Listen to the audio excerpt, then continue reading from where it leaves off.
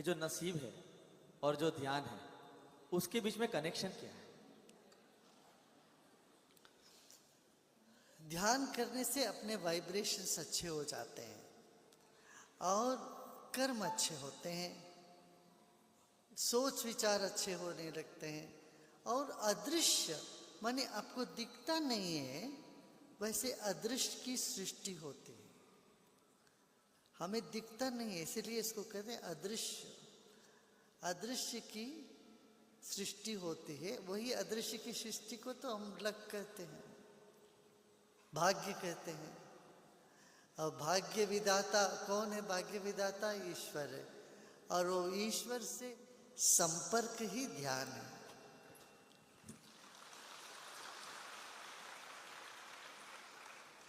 क्योंकि गुरुदेव मैं एक्टिंग की फील्ड से आता हूँ और मीडिया फील्ड से काम करता हूँ। बहुत लोगों को ये सवाल होता है, उनके बिहाफ पे भी मुझे पूछना था कि ये एक ऐसी फील्ड है जहाँ बहुत डिस्ट्रैक्शंस है, बहुत ऐसी चीज़ें हैं जो आपको भटका सकती है। ऐसे मामले में लोगों को अब शादी से डर लगता है, उनका विश्वास नहीं उठता, उनको लगता है कि शादी करनी चाहिए, इतने सारे डिस्ट्रैक्शंस है। तो वो सवाल हमारी इंडस्ट्री में बहुत चलता रहता है, तो उसका क्या किया जाए? देखो भाई, शादी से पहले लड़के को भी और लड़की को भी दोनों को डर लगता तो रहता है, पता नहीं शादी के बाद सब ठीक हो जाता है। वैसे जैसे स्विमिंग पूल में कूदने से पहले लोग डरते हैं, एक बार कूद जाते हैं तो हाथ पांव चलाने लगते, कभी एक आध घुट पानी भी पी लें तो तर के आ जाते हैं। तो जब तक लाइफ गार्ड सामने है तो कूदने के लिए चिंता नहीं करनी चाहिए। ऐसे ही जीवन में दो मार्ग चुनना चाहिए, या आपको अपना जीवन समाज के लिए समर्पित रखना है तो वो सन्यास का मार्ग। अच्छा, अभी उसके लिए तैयारी नहीं है तो गृहस्थ जीवन। गृहस्थ जीवन में समय पर कर लेना चाहिए, ऐसा नहीं 40 साल तक नहीं करते रहे फिर बाद में किया, तब बच्चों के और आपके भीतर बहुत फासला हो जाता है। बच्चे 20 साल के होंगे, माता पिता 60 के ऊपर हो जाएंगे तो जनरेशन गैप बहुत बढ़ जाता है। इसलिए 30 के आसपास विवाह हो जाना चाहिए। इसी के साथ साथ एक और डर लगा रहता है कि कहीं मैं पीछे ना छूट जाऊं, क्योंकि ये नौकरी नहीं है, जॉब नहीं है, यहाँ पे समय लगता है, तो मेरा नंबर कब आएगा, ये जो सवाल लोगों के मन में रहता है गुरुदेव, उसका क्या जवाब हो सकता है? देखिए, दो चीजें हैं, एक तो प्रयत्न, अपना पूरा प्रयत्न करना चाहिए और प्रयत्न के साथ प्रार्थना। जो प्रयत्न से नहीं संभव होता है वो प्रार्थना से हो जाता है। यहाँ पूछो कितने लोगों को जो जो चाहते हैं वो मांगते हो जाता है कि नहीं? देखो सब आपको खुद को अनुभव है, आपका भी हुआ है। प्रार्थना से होता है और विश्वास, ठीक है। तो गुरुदेव, जेलेसी को कैसे कंट्रोल किया जाए?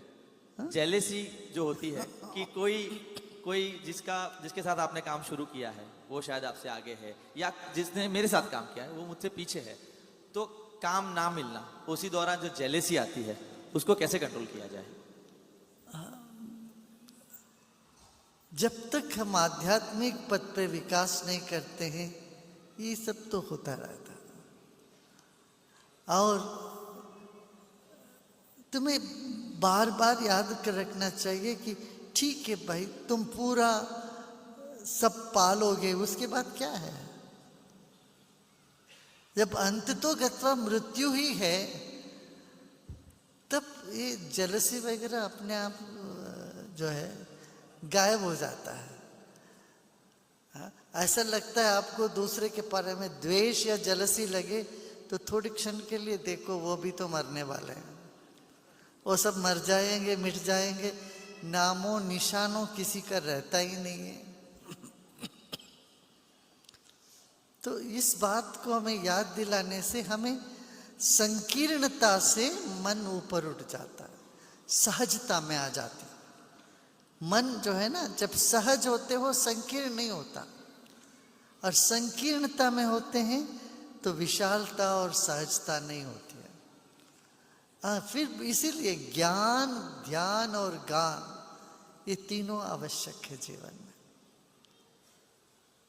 गुरुदेव, जो नई जनरेशन है जिन्हें जेनजी कहा जाता है, वो ऐसा मानती है कि उन्हें बाकी की जनरेशन समझती नहीं है, वो बहुत प्रैक्टिकल है और शेयर करने से बहुत डर लग रहा है। ना दोस्तों के साथ कह पा रहे हैं, ना कोई गुरुजन को कह पा रहे हैं, ना पेरेंट्स को कह पा रहे हैं।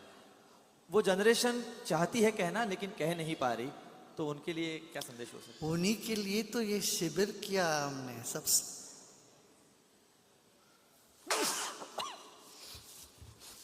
हमने यस प्लस प्रोग्राम जो रखा है जन जी के लिए किया है। अब दुनिया भर के यूनिवर्सिटी के, कॉलेज के युवा इस पे शामिल हो रहे हैं। इसमें यही है, उनको अपनी प्रतिभा और उनकी अपनी भूमिका को उजागर करते हैं। तो बच्चे जो झिझक होती है उनके भीतर, जनरेशन गैप होता है, तो ये सब जाता और सहजता से सबसे घुल मिलने लगते हैं और उनके भीतर की जो प्रतिभाएं हैं वो निखर आती है। इसलिए गुरु बहुत आवश्यक है। हमने इतने सारे शिक्षक को तैयार किया, ये सब शिक्षक यही करते हैं। 35,000 शिक्षक देश भर में।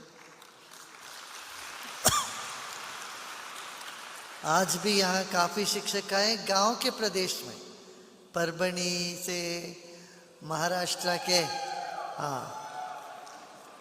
महाराष्ट्र के अलग अलग जगह से जो युवा टीचर्स आए हैं, ये सब अब बता रहे थे कैसे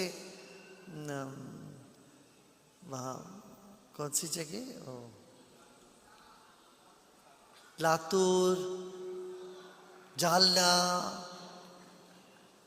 ये सब जगह से वहाँ पर इन लोगों ने काफ़ी युवाओं को जोड़ रहे हैं और उनके परिवर्तन के बारे में बता रहे थे हमको।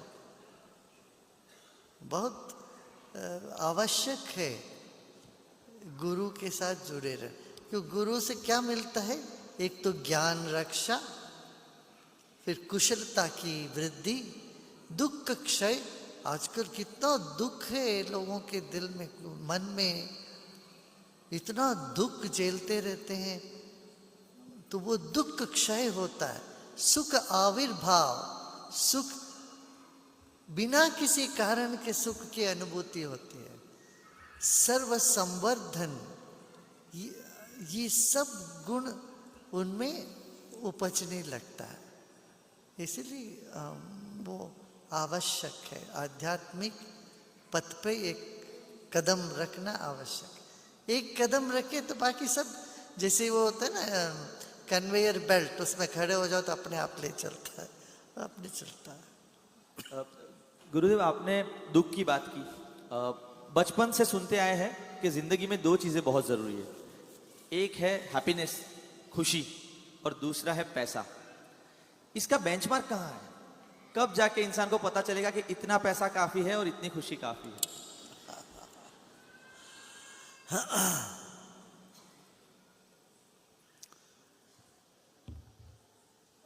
धन सिर्फ एक माध्यम है, वो लक्ष्य नहीं। आज जेनजी के बच्चे धन को लक्ष्य नहीं बना के चल रहे हैं, ये बहुत अच्छी बात है। एक जनरेशन इसके पीछे लोग चाहते थे मेरे पास इतने घड़ी होनी चाहिए, इतने कार होनी चाहिए, ये होना चाहिए। आजकल जेनजी बच्चे में ये कोई रस नहीं है उसमें। उनमें रस है कि क्या हम करें दुनिया के लिए, क्या समाज के लिए करें। ये बहुत बड़ी चीज है।